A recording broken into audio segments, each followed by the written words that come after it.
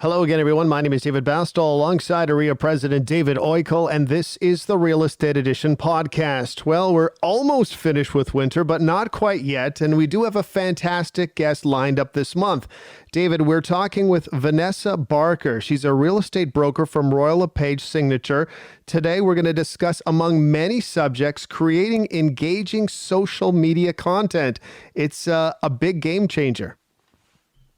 It really is. I mean, we're all on it. We all see it. We pay attention to it, and scroll through. But I don't know that many of us use it as effectively as we can in our businesses in order to promote ourselves and our clients. And Vanessa has great insights for us. It was a fascinating conversation. I think everybody will enjoy it a lot. Be sure to subscribe, rate, and review our podcast wherever you're listening today. Vanessa Barker is our guest on the Real Estate Edition podcast. You're listening to this month's episode of The Real Estate Edition with host Dave Bastol and AREA President David Oikel.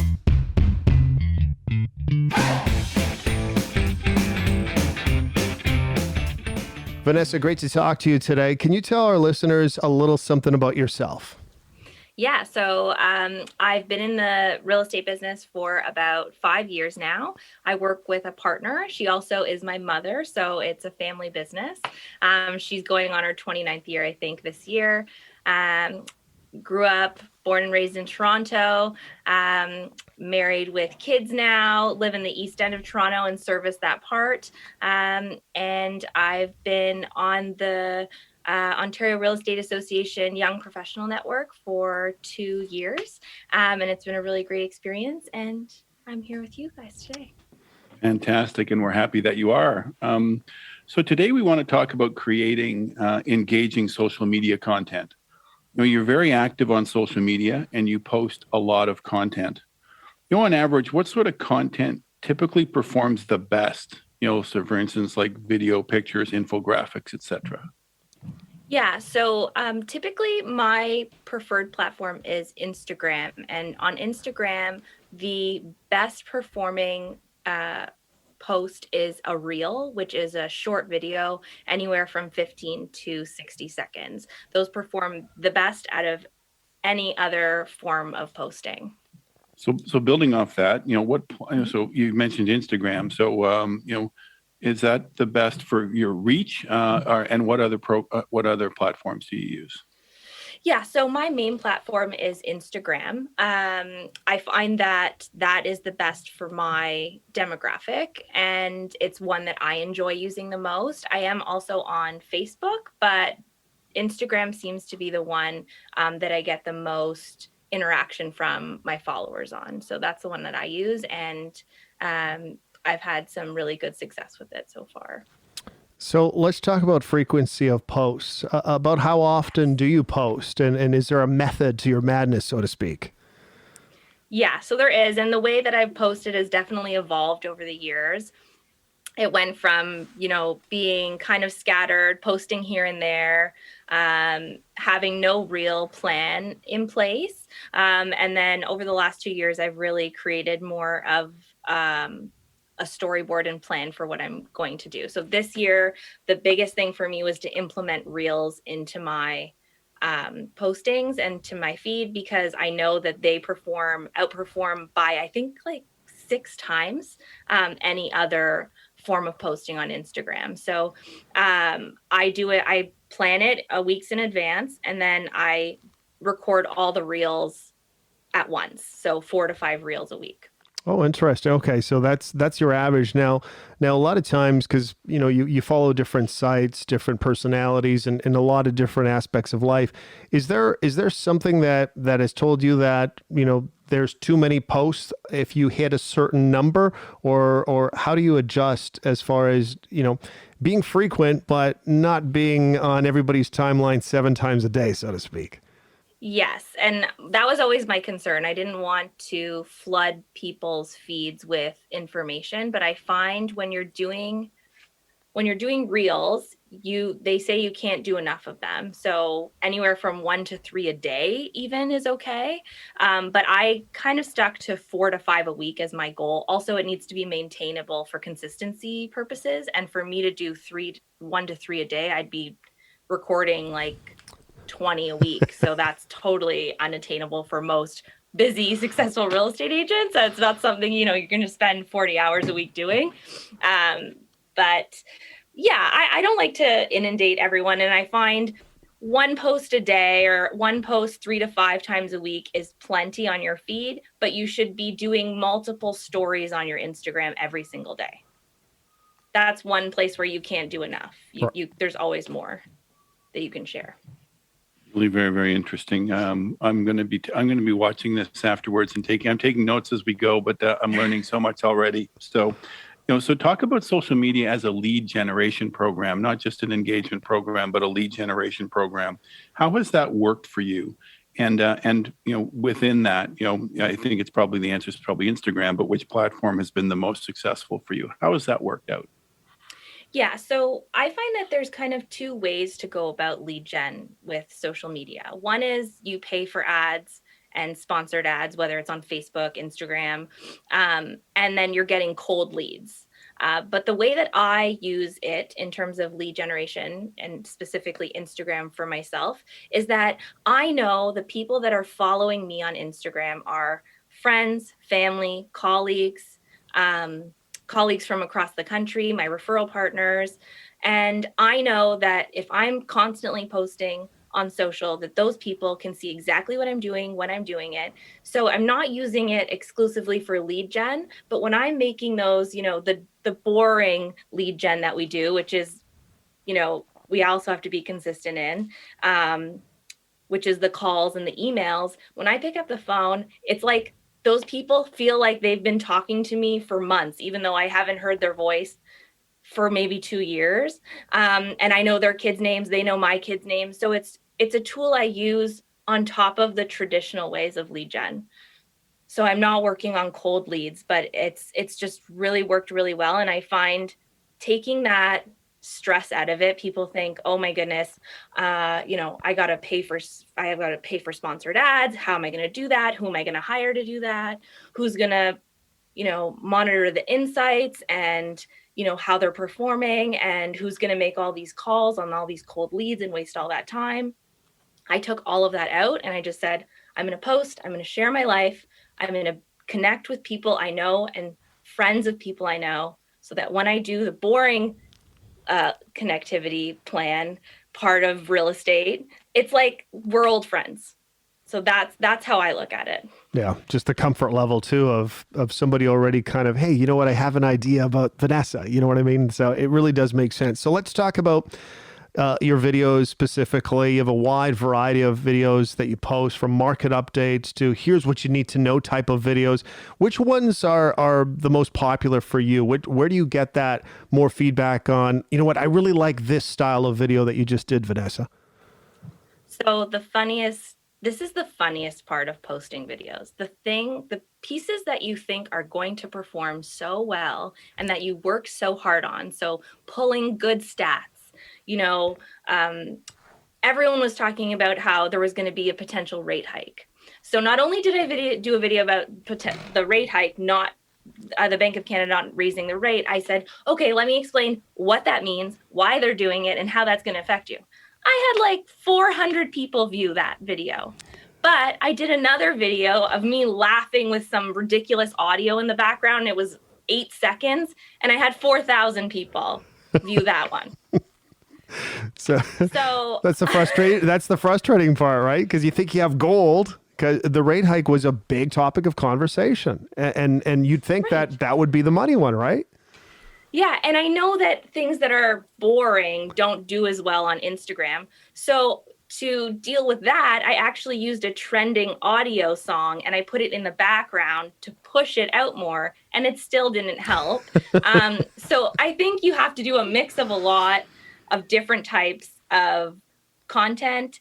But ultimately, I think the one thing to remember is that when you're putting content out there, you have to think to yourself, would I want to follow myself if I came across my own page? And if the answer is yes, you're doing it right. If the answer is like, oh my gosh, this is so boring, no, then you've got to change it up and have a little bit of fun and not take yourself so seriously.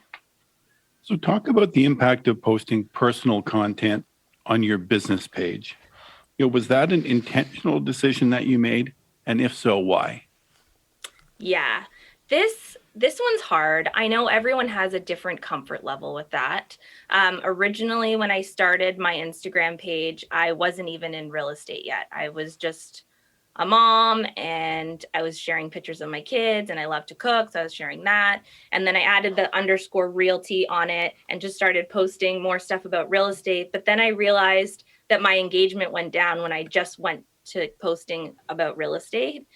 And I'm totally comfortable sharing my personal life on social media. Not everyone is, but I find that people can really connect with you when you do.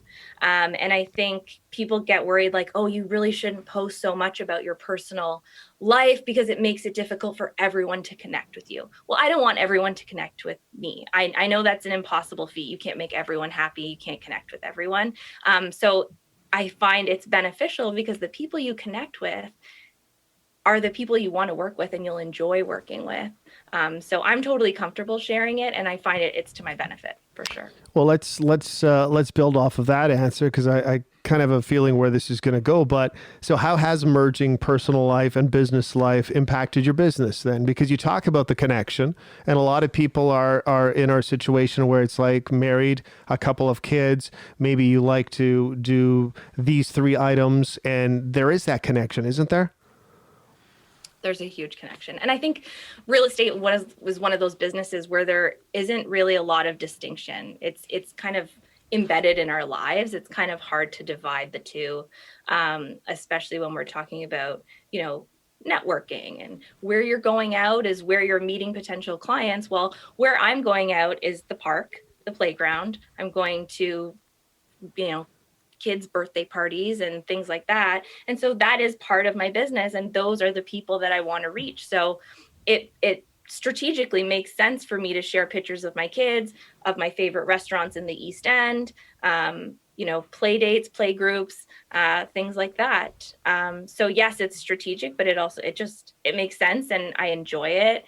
And then it just comes down to the connection.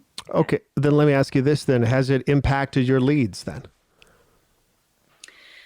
Yes, I would say it has, because most of my business is referral and repeat. So whether that's referrals from other agents across Canada or just friends and past clients referring me.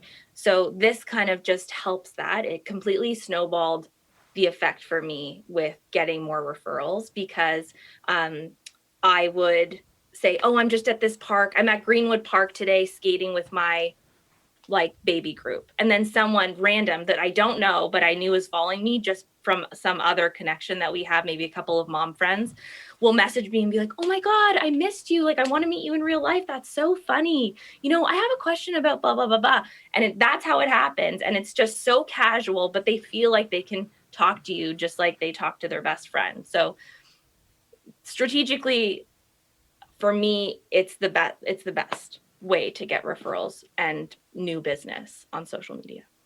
So what tips can you share with our listeners about coming up with fresh content when you're competing with 90,000 other realtors across Ontario?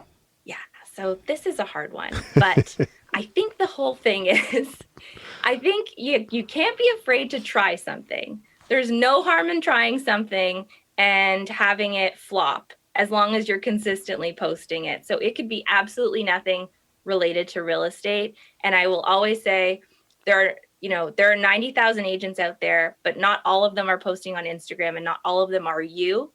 So, you don't need to reinvent the wheel. You can go on Instagram and you can search 100 best content or best audio for real estate or top 5 content creators on real estate on Instagram, and they will list a whole bunch of things, and you can literally copy and paste that and make that your plan for the month and just follow that. And I also think that when you're doing your day-to-day activities in real estate, these are things that the back of your hand. You do them automatically. But the average Joe who's not a real estate agent doesn't know those. So when you're creating your buyer's presentation, or you're talking to a buyer about buying a potential property, or your clients ask you about bully offers, I think just have in the back of your mind that all of those tiny things is great content. So I have some things coming out this week for Reels, and it's about bully offers, and it's about like, what do you need? What do you need to qualify for a mortgage? And these are basic things. And then I have a little plug about how we use mortgage brokers and why they're so great and blah, blah. Why it's important to invest in real estate and how it can help you build equity and how you can pull it from buy one property, pull equity from that property and reinvest. But it's really quick and it's really simple. And then it always has something like, DM me for more information. I'm always up for a coffee or a chat. So I think, just constantly have it in the back of your mind that you're going to be thinking about fresh and new content, but it doesn't have to be complicated. And if you don't have time for that, just Google it. It's already there. I think you said something that's really wise is that because we're so close to it and we're so immersed in it every day, we try to think, well, that isn't necessarily so enlightening, but we have to recognize that a lot of people don't understand a lot of the details. There's an enormous amount of detail in our business. So I think that was something that's very, very important is that we just have confidence that we know a lot of stuff that we can share for sure. So, where do you personally go for inspiration for real estate social content? Personally, so I do follow some accounts on Instagram, and they're not specific to real estate, but they're specific to, they create content and they help businesses create content. So they'll share a reel, and then underneath in the caption, it'll say, this is what here are some ideas for real estate agents. Here are some ideas for, small product business owners. Here is an idea for this.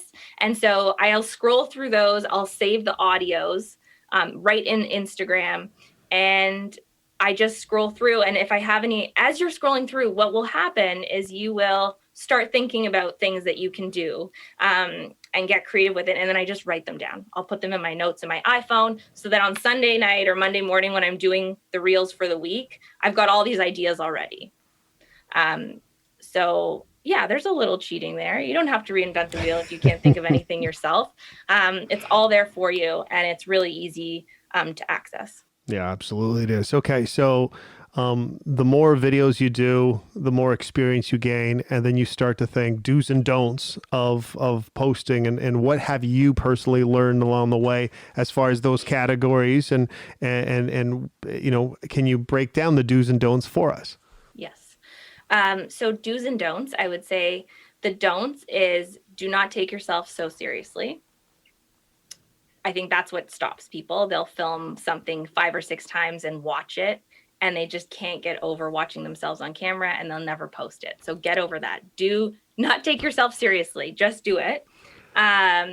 Don't post boring content. So I think this is a long-winded one probably, but what I mean by that is that make sure that you would want to, when you're scrolling through, you're going to stop and watch the video, read the post, look at the carousel of information and find it valuable. If you don't think that it's valuable, don't post it. And then the do's, I would say consistency is key. If you're not consistent, it's not going to work. So you have to decide how many times you're going to post or what you're going to do, and you have to be consistent every single week. And I find when I wasn't consistent, my followers would drop because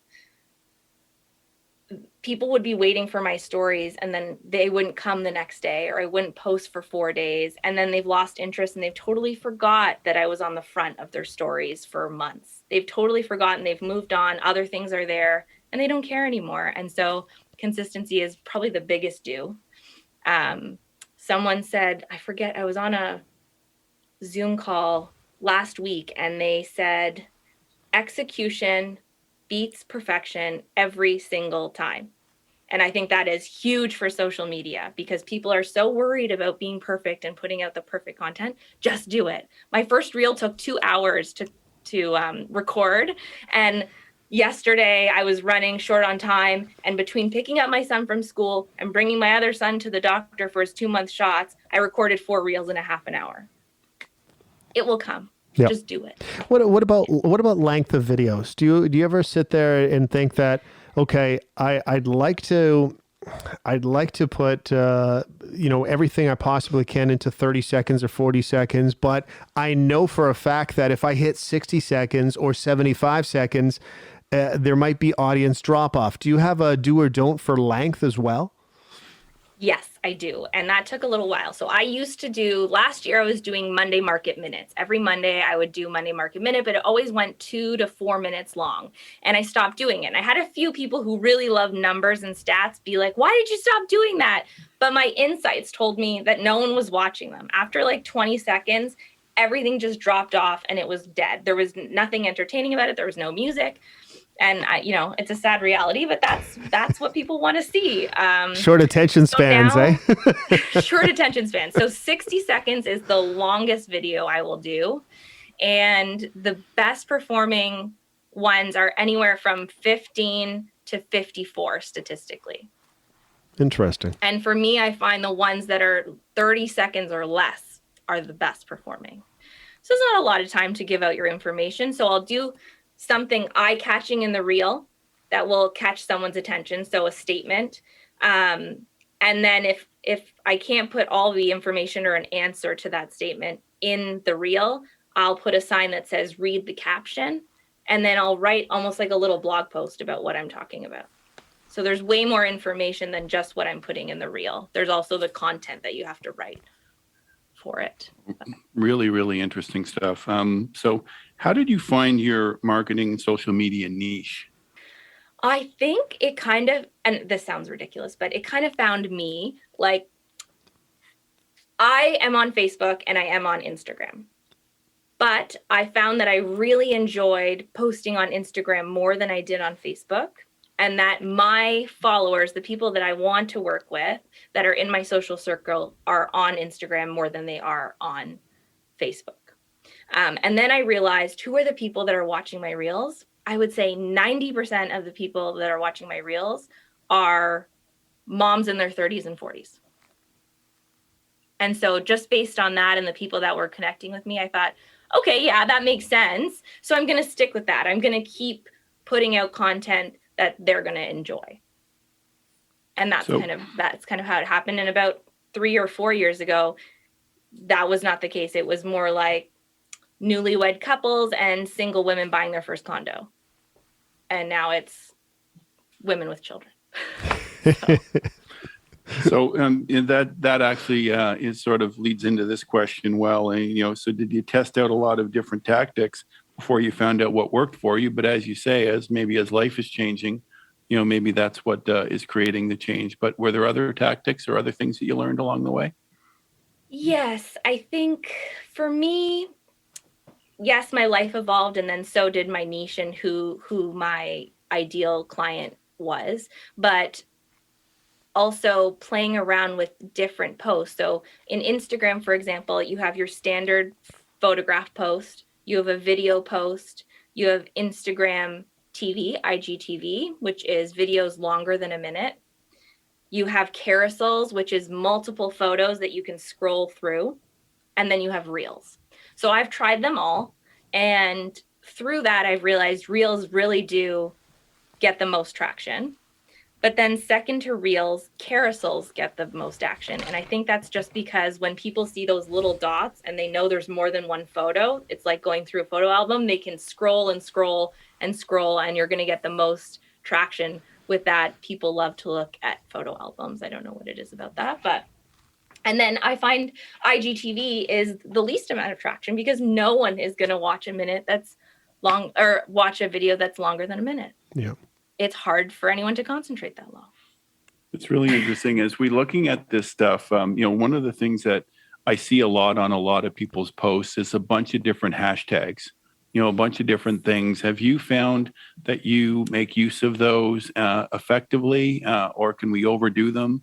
What is your comment on hashtags?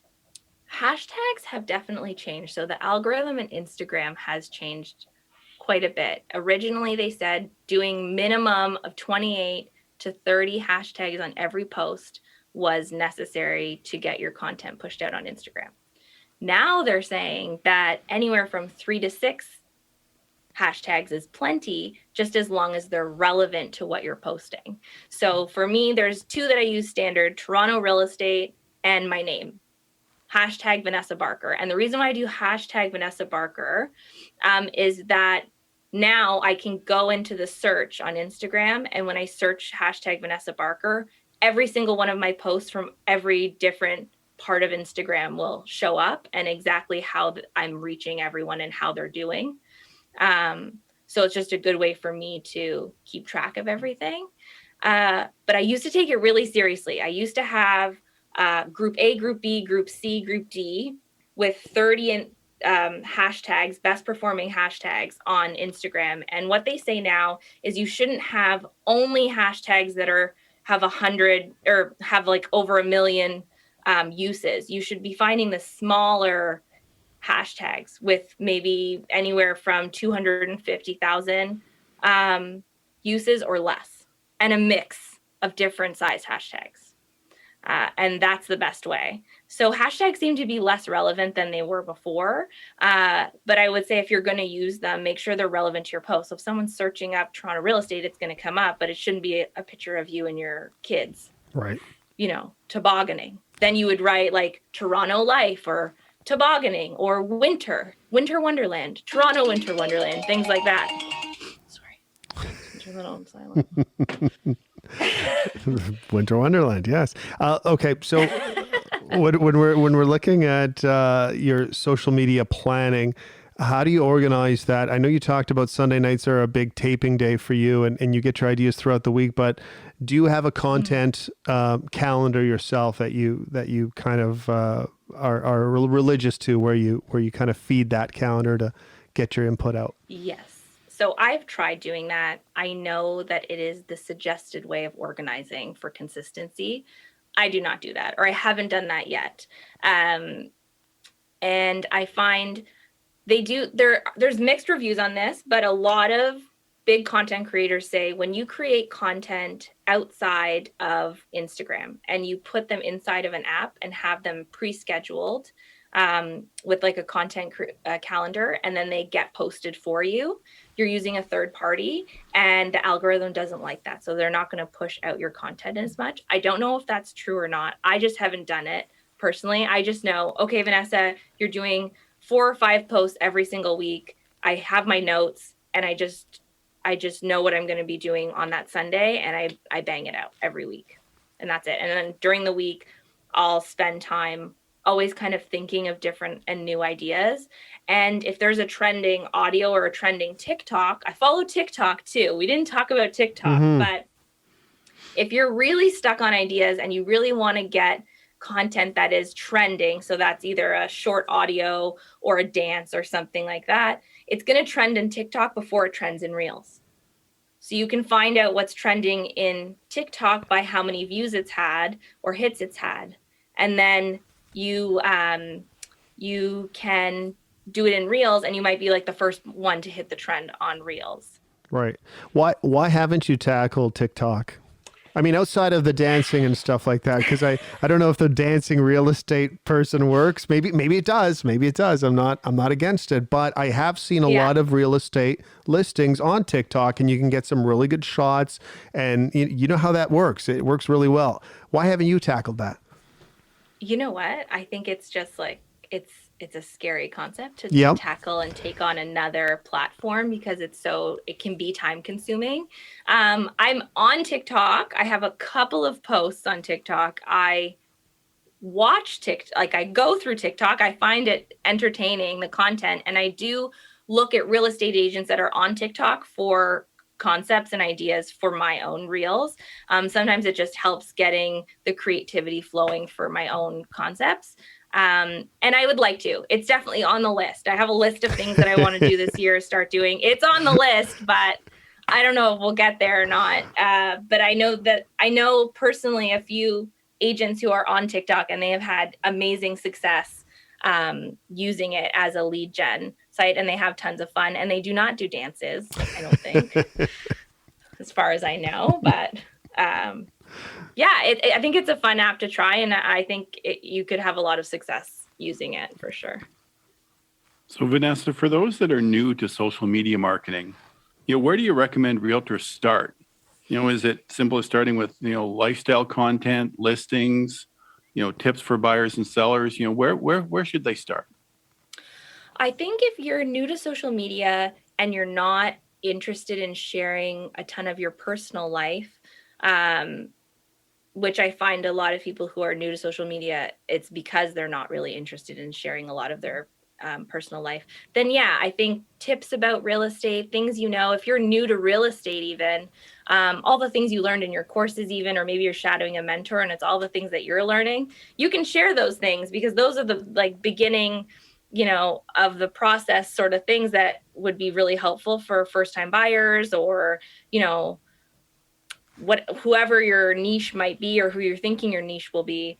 And then also I would say, if you don't have your own listings to share, because people love to look at beautiful homes, condos, look through Instagram, look through Facebook, see beautiful videos, content, reels, whatever it is. If you love that house, maybe it's whatever you're in your market, you can reach out to the agent and say, oh, that's a beautiful listing. I'm a new agent. Do you mind if I share your content on my social and I'll tag you? And, we've had that happen to us quite a few times and it just works really, really well. And people think these are all your listings because a lot of people don't even look at the caption, but you're still giving them credit. And so not only are you sharing their listing and helping potentially sell it, you're also, making yourself look great. You're finding beautiful things to add to your Instagram or your Facebook. So if you don't have the content, ask to borrow it from others and share. And that helps for sure. Okay, let me ask you, I guess once the reels are done and all the tapings are done, there's an editing side of it too. So to make it look as good as possible. So editing platforms, is there specific apps you use to edit your reels, your Instagram posts, and which ones do you use? So for reels, I have you can do a lot of editing in the reel. You can add audio, you can add filters, you can cut clips. And so I do that right inside the app. But one app that I do everything for, so posts, marketing, even presentation collateral, Canva. Canva is the most user-friendly app. And if you want the pro version, I think it's hardly anything. It's $11 extra a month or something. And they'll keep all of your branding colors and they'll create a brand kit for you. And it's very drop and click. So that is a great way, especially if you look at my page, it's not curated. You'll see some pages on Instagram and you look at the feed and everything has a whole look to it and everything is color coded. And I'm more whatever. I post whatever I want and I don't really care about that kind of stuff. And I might in the future, but if you do, using Canva, you'll be able to create a really beautiful colorway and edit those cover shots of your videos or your reel so that everything looks cohesive. So Canva's probably the first and most simple one I would use if you were looking to get an app. Yeah, absolutely. So, final thoughts. This has been a lot of fun. This went by way too fast, but a lot of information too. I really liked it quite a bit. Where can people find you on Instagram, of course? And any final thoughts from you, Vanessa? Because it's been a treat talking to you today. Yeah, it's been great talking to both of you. And I thank you so much for having me on. You can follow me at Vanessa Barker _realty on Instagram.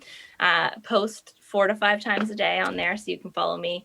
And the only other thing I will say, which we didn't touch on, is it's called social media for a reason. It's not just about putting content out, but engaging with other people's content. So we're always looking for support when we put out content. We want people to like, share, follow. Do the same for your colleagues, your friends with small businesses. They're going to appreciate it. And then you're really creating a social environment where you're making comments on their posts and you're not only just expecting people to bring comments and follows to you. So that makes a huge difference as well. Thank you for your time, Vanessa. Thanks for having me.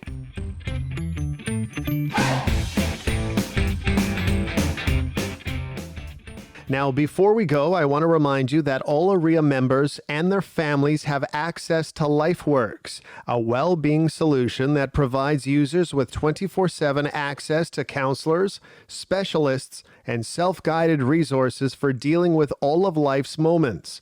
Visit area.com/LifeWorks for more information and to access the service. Are you passionate about making an impact in the real estate industry in Ontario? If so, consider applying for the AREA Board of Directors or to be on an AREA committee or task force. The deadline to apply for the Board of Directors is coming up on February 12th, and the deadline to apply for an AREA committee or task force is April 4th. Visit the Professional Development tab on area.com for more information. And finally, don't forget to check out realheart.ca to read the inspiring stories of realtors giving back to their communities and to share your story. That's realheart.ca. That's it for today. From AREA President David Oikle and myself, David Bastel, stay safe, and we'll talk to you again soon. Visit area.com/podcast for more information, links, and a full list of our episodes to date. New episodes are out the second Tuesday of every month.